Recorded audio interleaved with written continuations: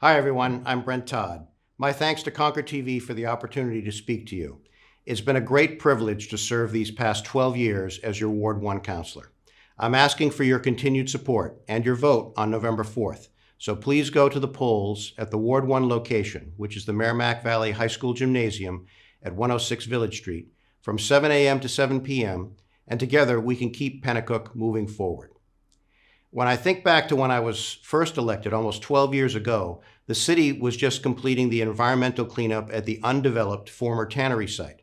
The future of our branch library was becoming uncertain due to rising maintenance challenges. Our Merchants Way Shopping Center was just an empty lot.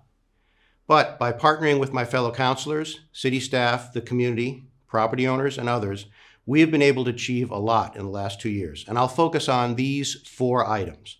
1, for decades, you had wanted a supermarket in Pennacook, and we have it, along with a lot of additional stores that have opened at Merchants Way on Whitney Road, providing more of the local services and amenities you've requested. Planning for additional development continues there, while new business tenants have moved into our downtown and 30 Pines commercial areas.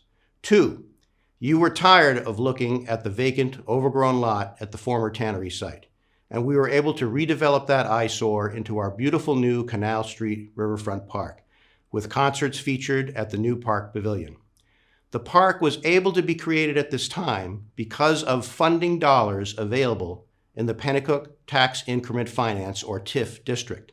Those dollars went into the TIF district from the successful developments at Merchants Way, which is also located within the TIF. As a result, we did not see any tax increase to create the new park. 3, you also expressed strongly that you wanted to keep a bricks and mortar library in Pennacook, and we achieved that with the opening of the new Pennacook Branch Library and Activity Center. The new library provides community services and multi-generational quality of life benefits for residents, including new activities that take advantage of Rolfe Park right across the street. Along with that, much needed local child care services remain in Pennacook, courtesy of the Boys and Girls Club's new Pennacook Community Center.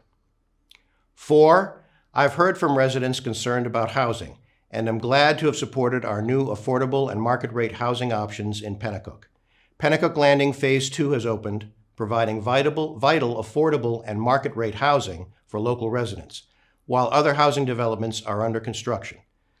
With new development comes added traffic, and I was also glad to participate with our Concord Police Department in 2 community discussions focusing on Pennacook neighborhoods and the traffic and safety concerns of residents. So on the whole, since I've been serving as Ward 1 counselor, the city has invested $30 million toward municipal and special projects in Pennacook, including the reworking of dozens of our local streets. And everything I've talked about here falls into 3 categories that we need to focus on equally. That's economic development, which leads to tax base expansion, jobs, and housing.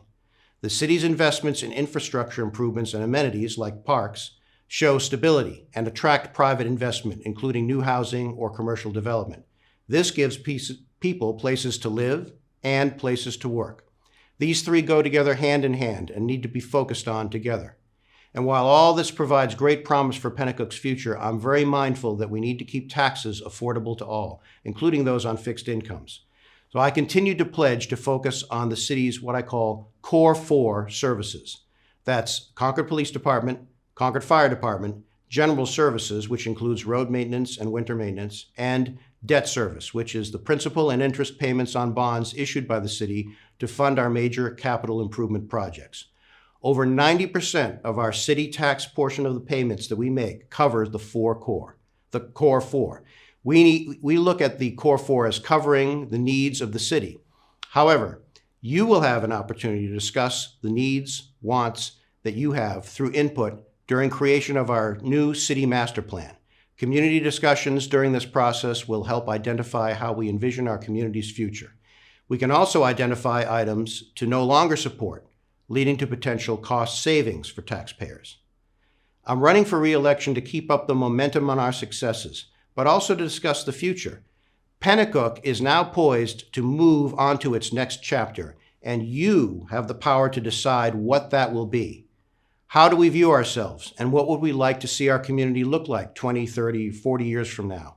Your input will be vital to setting the course of Pennacook's future. I'm proud that Pennacook has led the way on key issues that face our city, such as tax base expansion and affordable housing.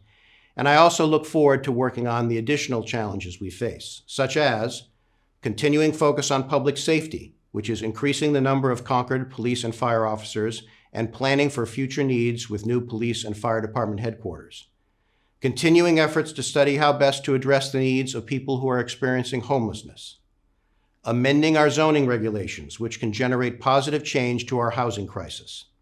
Creating a comprehensive plan related to trash disposal to educate on ways to reduce, reuse, and recycle as we face increased fixed costs in coming years. And planning for rollout of our automated trash pickup service. Promoting and improving initiatives for multiple choices of safe transportation modes, that's walking, bicycling, public transportation, and our trails initiatives, the Merrimack River Greenway Trail and the Concord Lake Sunapee Rail Trail. Supporting continuing efforts of the strategic plan for achieving 100% renewable energy goals, and bringing members of our community together to continue to discuss how we can make Concord even more welcoming to all. That's quite a list of challenges, but there may be other issues you'd like to focus on, so please let me know your thoughts and what's important to you. For more information, you can go to my website at brenttoddconcord.com.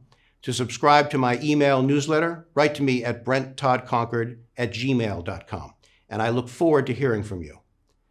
Please vote for me on November 4th for 2 more years of progress and planning, and thank you for your continued support.